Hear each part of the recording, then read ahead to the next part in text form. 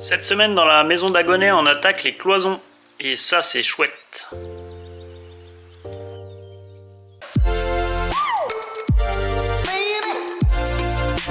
Salut à tous, bienvenue dans la maison d'Agonais. Moi c'est Flo et sur cette chaîne, je vais construire une maison neuve avec mon père en moins d'1 an et pour moins de 70 000 €.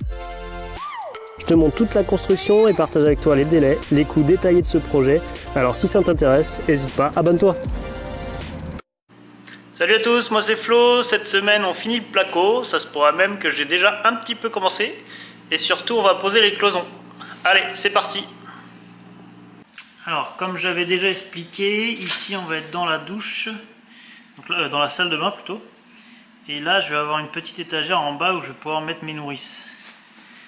Donc là j'ai mon arrivée d'eau et ce que je vais faire c'est que je vais tirer mon eau chaude ou froide ici sur mon vasque et de l'autre côté dans ma cuisine là-bas.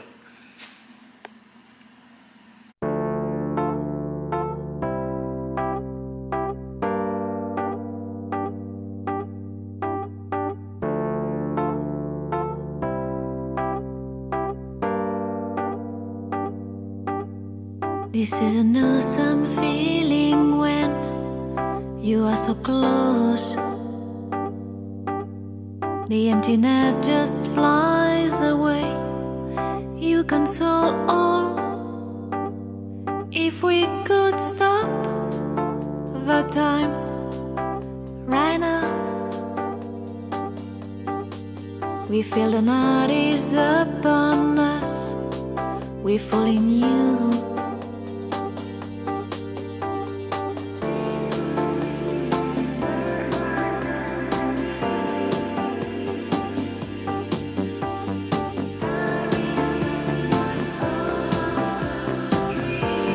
En fin de compte, en mur intérieur, tu vois, on est à 6,235 en largeur. Finalement, une fois que tout est posé, l'enduit, les murs, ça réduit. Hein. Et ça, c'est la longueur.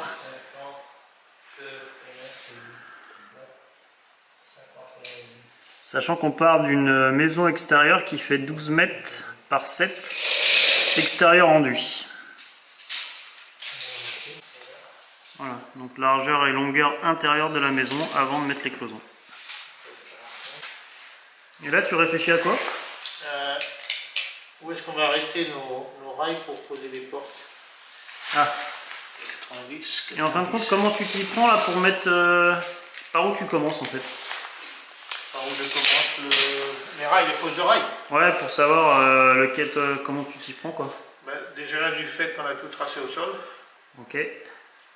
on va déterminer où sont les portes, partout, dans tous les endroits. Parce que nos rails, en fait, on va poser nos rails, ils vont s'arrêter à la limite extérieure du bloc-porte en fait. Parce qu'on aura un montant qui va tenir notre bloc-porte à cet endroit-là. Et c'est pour ça que j'ai pris le centre entre les deux cloisons, entre celle-ci, la cloison qui est là et cette cloison-là, j'ai le centre qui est là, sachant qu'il y a 90 de bloc de porte extérieur du bloc-porte. Donc mon rail va s'arrêter à cet endroit-là exactement. Mon rail de... Alors, et pourquoi commencer par ce rail, celui-ci là, plutôt que celui-là? Et en fait, non, on va poser tous les rails au sol et qu'on va reporter avec le laser au plafond. Okay. Et on s'est arrangé en fait quand on a fait on avait déjà dessiné au sol pour pouvoir arrêter nos plaques au plafond entre deux plaques en fait. Comme ça on gagne des bandes, comme c'est pas notre fort, les bandes à placo, on va gagner des bandes à placo à faire en fait. Ah oui, ça fait une... C'est vrai que là, du coup, on va avoir un rail qui va monter là. Voilà. Donc on va avoir le rail au sol. On va voir, c'est un montant que tu as fixé là, Ouais, ou un rail. À part ici, là, c'est un montant. Et là, pareil, on va fixer un... Ouais. Là, on va fixer un rail aussi. Ce qui fait que là, on n'a pas de bande joint à faire. Voilà. Ça va être directement dans la cloison, ça. Voilà. Et on sait aussi, pour cette cloison qui se trouve ici, entre les deux chambres, on s'est arrangé aussi à mettre au-dessus, là, à cet endroit-là, on a un rail, on a mis un rail auparavant pour pouvoir fixer notre cloison de plafond. Ah oui, on avait mis un rail en plus, effectivement. Voilà. Okay. Par contre, ben, vraiment les endroits où on n'a pas possibilité de mettre de rail au plafond, ben, on fixera les rails avec des chevilles mollies et qu'on prendra aussi sur les rails, parce qu'on arrivera toujours à trouver des rails à 50 comme ils sont espacés de 50. Bon, là, si vraiment on se trouve avec un petit bout de cloison qui se trouve entre deux rails, à ce moment-là on les fixera avec des chevilles mollies. Okay. Je vais expliquer pourquoi je commence par cette cloison-là, parce qu'en fait, là je vais mettre une plaque entière, c'est-à-dire que quand je vais faire je vais mettre mes plaques de placo, par exemple 120, je vais arriver là, 120, 120, et je vais me retrouver jusqu'ici, là, comme ça. À l'intérieur. C'est-à-dire intérieur. La plaque va être intérieure ici, qui va s'arrêter à la limite de la porte, du montant. Et moi je préfère venir jusqu'ici avec une plaque entière, ce qui fait qu'on va commencer par poser cette plaque-là. Parce que derrière on aura un montant qui sera juste derrière pour pouvoir refixer cette plaque dedans, et ici on va se retrouver avec, pour repartir dans ce sens là, on va se retrouver avec un montant qui va être ici aussi. Et comme ça tu peux fixer ton montant que tu vas mettre ici dans le montant qui est derrière, c'est ça? Voilà, exactement. J'aurai une fixation de montant derrière ma plaque, et ça évite aussi de remettre un petit bout de placo juste sur cette dimension là. En fait, ça fait tout un bloc qui est beaucoup plus rigide et plus... donc il faut quand même se poser la question de réfléchir comment tu commences et comment tu vas poser tes rails avant de commencer. Oui, c'est pour c'est plus facile, parce qu'en fait il faut toujours une fixation derrière ton placo pour fixer ton rail de derrière en fait. Et ton rail que tu vas mettre ici par exemple, lui il faut que quand tu le visses, il faut bien qu'il ait quelque chose derrière pour le tenir. Voilà.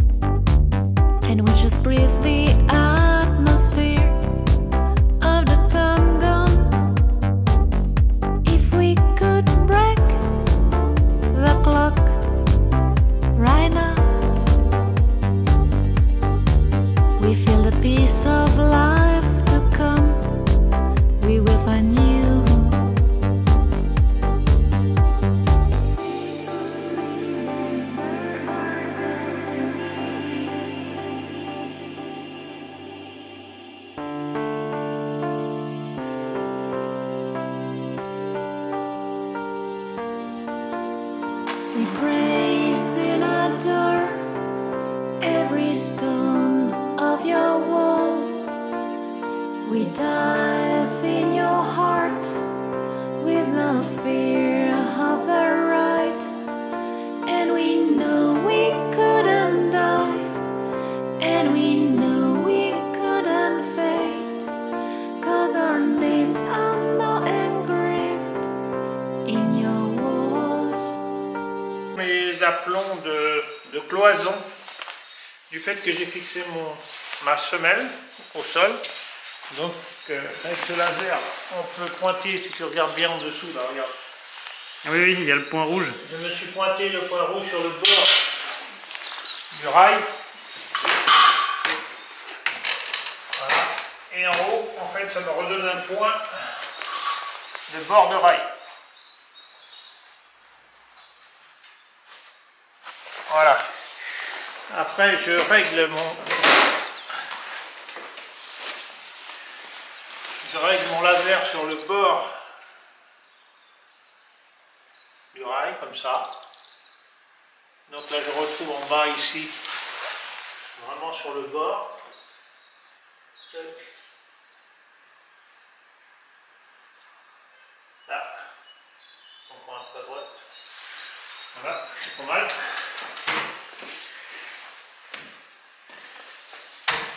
Et je me donne mon aplomb ici, avec mon laser. Voilà. Bien sur le côté là, ouais, c'est bon. Donc là, je peux passer, je sais que... Là, je peux piquer mon montant dans la cloison à cet endroit-là. Et après, je mettrai le rail du haut. Et voilà. Bon, en fin de compte, avec les rails, on voit un peu mieux les volumes, je trouve. Bon, là, en vidéo, je sais pas si on va bien voir, mais... ça fait des chambres correctes, finalement. Avec là, on va voir la salle de bain. Il manque encore quelques rails à tirer là. Et là, les toilettes. Tac. Et ça fait un couloir correct. Non, c'est bien, c'est assez grand. En fin de compte, je pensais que ça allait être plus petit que ça. Même le petit KGB, là, il est finalement assez grand. Il y aura de la place. Alors tu m'as dit, ceux-là ils sont serrés, ceux-là ils sont fixés, mais pas ceux-là. Non. Je sais qu'il y a une raison, tu me l'as dit 3 fois, mais je m'en rappelle plus. C'est facile. Je mets celle-là, je te montre. Tu mets quoi? Des petites vis? Des petites vis pour relier les deux. Ouais, de la petite vis auto-perfo. Pour se simplifier la tâche. Ok. On va d'abord faire les murs là. Donc les grandes longueurs. Les grandes longueurs, on va passer avec notre placo comme ça et après on va venir plaquer comme ça. Ouais. Derrière, on va remettre une semelle pour pouvoir visser ce montant là. D'accord. Pour le renforcer en fait. Ah oui, c'est pour ça qu'on ne le visse pas tout de suite. Parce que sinon, il faudra redévisser pour placer le placo. Pour passer le placo et puis pour visser après derrière. Ok. Voilà. Et par contre, ceux-là, c'est pour les portes, c'est ça? C'est parce qu'on va mettre les montants de portes. C'est ça, hein? Tout à fait. Ben moi, la manière que je procède, t'as vu, j'ai écouté cette fois. Chacun a ses méthodes. Hein. En général, je refixe moi. Comme on a une garde de 15,5 de hauteur. Ouais. On a 15,5 de hauteur ici à mettre. 14,5. 14,5. Donc on va calculer en fonction de la base de notre porte là-bas. Ok. La porte, tu la vois la porte là-bas? Ouais. La base. Le cadre? Le cadre. Ouais. Et moi en général je refixe ici, là, comme mon montant il est vraiment bas, là, enfin bien appuyé sur le bas. Je refixe une cale comme ça, provisoire. Comme ça je viens poser mon montant dessus.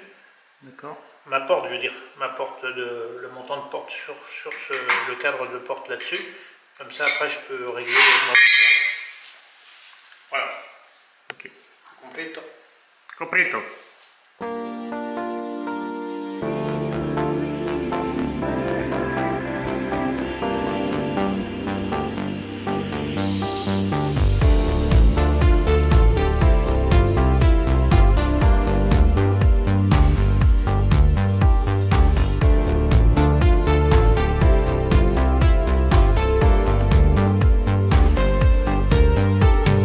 Streets would remember our destiny.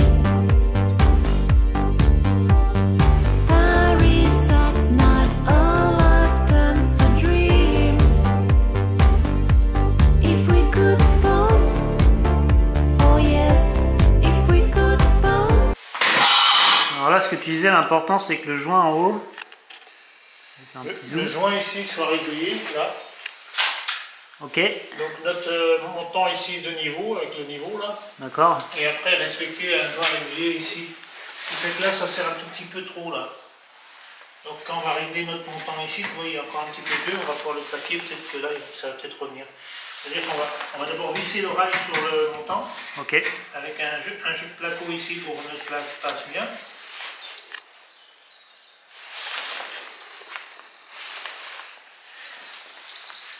Et après, on va tout verrouiller ça en haut et en bas au niveau des rails. Et on a mis 15,5 de hauteur de bas de la porte. Ouais, c'est-à-dire Donc on a mis 15,5 de là à là, ce qui fait qu'on avait 14,5 plus 1 cm de jeu. ça fait une porte de posée, plus que 4 autres.